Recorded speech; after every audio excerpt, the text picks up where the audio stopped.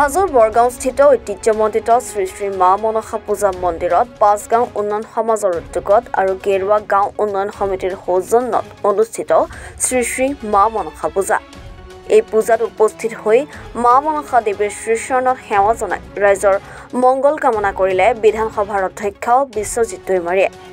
অধ্যক্ষগৰাকীক সংগ দিয়ে অসম ৰাজ্যিক যুৱ আয়োগৰ সদস্য অসম মল্ল যুঁজ সন্থাৰ সভাপতি সন্মানীয় ৰাতুল শৰ্মা, যুৱ নেতা প্ৰকাশ চন্দ্ৰ দাসে। আজি আহিলো, পূজা চালো, সবকে লগ পালো, ভাল লাগিল। ইয়াত সকলোৱে মা মনসাৰ আশীৰ্বাদ বিচাৰি পূজা পাঠ কৰিছে। আমাৰ জীৱনটোত যিখিনি আমাক আজিলৈকে মায়ে দিছে তাৰ কাৰণে ধন্যবাদ জনাইছে আৰু আহি থকা দিনতো যাতে আমাৰ সকলোকে ভালদৰে ৰাখে আৰু সদায় যেন এই জগতখনৰ মংগল হয়, আমাৰ মাজত মংগলময় এটা পৰিৱেশ হয়, তাৰ কাৰণে চবে আশীষ বিচাৰিছে। মই ভাবো বা আশা কৰো মা মনসাই চবকে আশীৰ্বাদ দিব, চবৰে মনোকামনা পূৰণ কৰিব।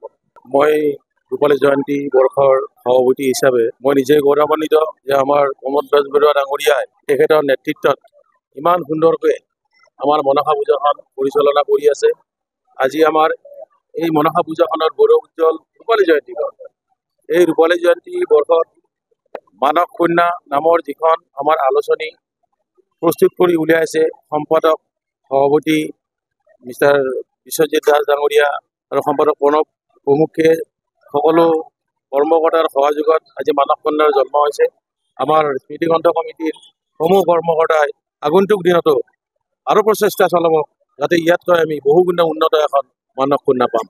আজি এটা এনেকুৱা অনুভৱ হৈছে যেন ৰামদিয়াত এই মা মনসা পূজা যি চলি আছে, এই ৰাইজৰ যিটো জনসমুদ্ৰ ইয়াত আহিছে, এই জনসমুদ্ৰত পৰিণত হৈছে। তাৰ কাৰণে আজি যি ২৫ বছৰৰ কষ্ট কৰিলোঁ, এই কষ্ট যেন আজি সকলো সাফল্যমণ্ডিত হৈছোঁ তাৰ এটা অনুভৱ হৈছে। কাৰণ কি অসমৰ বিভিন্ন প্ৰান্তত মনসা পূজা চলি আছে, যদিও চলি আছে ৰামদিয়া মনসা মন্দিৰৰ দৰে তেওঁলোকে পৰিচালনা আজি পৰ্যন্ত কৰিব পৰা নাই। কাৰণ কিয় চাওক, আজি ৰামদিয়া মা মনসা পূজাত বহুত মহ বুলি হ'ব। আজি দেৱীৰ চকু সোণৰ লগাই দিছে, এই যাতে আমি প্ৰত্যেকটো খুঁটাত সোণ খটুৱাই, নাকবিলাকত সোণ খুটাই আমি কৰিব পাৰোঁ, এইটোৱে মাৰ ওচৰত প্ৰাৰ্থনা কৰিছোঁ। হাজোৰ পৰা মৃদুল মজুমদাৰৰ ৰিপৰ্ট, এনি ভাৰত 24।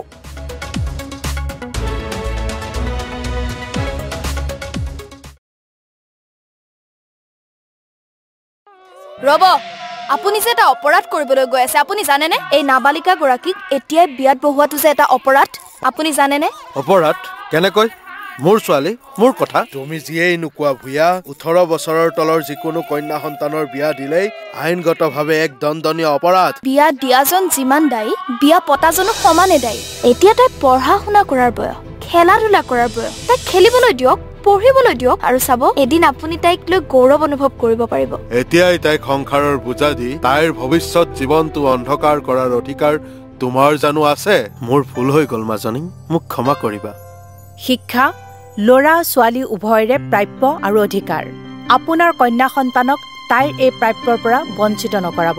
বাল্য বিবাহ ভাৰতীয় আইনৰ দ্বাৰা বিহিত এক দণ্ডনীয় অপৰাধ। এনে অপৰাধ কৰি আপোনাৰ কন্যা সন্তানৰ ভৱিষ্যত অন্ধকাৰৰ মাজলৈ ঠেলি নিদিব। নমস্কাৰ, মই অজয় ফুকন আৰু এইখিনিতে সমূহ এনি ভাৰত চেনেলটোৰ যিসকল কৰ্মকৰ্তা আছে সকলোৰে মোৰ ফালৰ পৰা শুভেচ্ছা জ্ঞাপন কৰিছোঁ। অসমৰ আচলতে সংবাদ জগতত নতুনকৈ আচলতে এটি আত্মপ্ৰকাশ ঘটিছে আমাৰ নিউজ চেনেল এনি ভাৰত, আৰু এনি ভাৰতৰ এটা খুব ধুনীয়া এটা অনুষ্ঠান হ'বলৈ গৈ আছে। সকলোৱে জানে আমাৰ সকলোৰে মৰমৰ হাৰ্টথ্ৰব জুবিন গাৰ্গৰ গানে কি আনে, আচলতে জুবিন দাৰ সেই গীতৰ আধাৰত আমাৰ হিৰুদাই লিখা সেই গীতটি গানে কি আনে, এই গানে কি আনে নামৰ এটি তেওঁলোকে সাংগীতিক ৰিয়েলিটি শ্ব' কৰিবলৈ গৈ আছে। আৰু 15 আগষ্টৰ পৰা গোটেই আৰম্ভ হ'ব। প্ৰথম অডিশ্যন অসমৰ ধেমাজি জিলাত আৰম্ভ কৰিব। গতিকে সমূহ যিসকল প্ৰতিভা আছে, যিসকলে গান ভাল পায়, যিসকলে তেওঁলোকৰ নিজৰ প্ৰতিভা আচলতে দেখুৱাব বিচাৰে, এই ৰিয়েলিটি শ্ব'ত গানে কি আনে এই প্ৰতিযোগিতাত অংশগ্ৰহণ কৰক আৰু খুব ধুনীয়া আপোনালোকে সুবৰ্ণ সুযোগ লাভ কৰিব।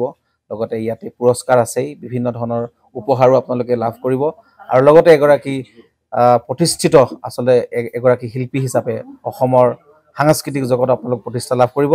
গতিকে গোটেই অনুষ্ঠানটোলৈ মোৰ ফালৰ পৰা শুভকামনা থাকিল আৰু লগতে এই অনুষ্ঠানটোত আপোনালোকে অংশগ্ৰহণ কৰিব আমিও আছোঁ আৰু সকলোকে আমি লগ পাম ধন্যবাদ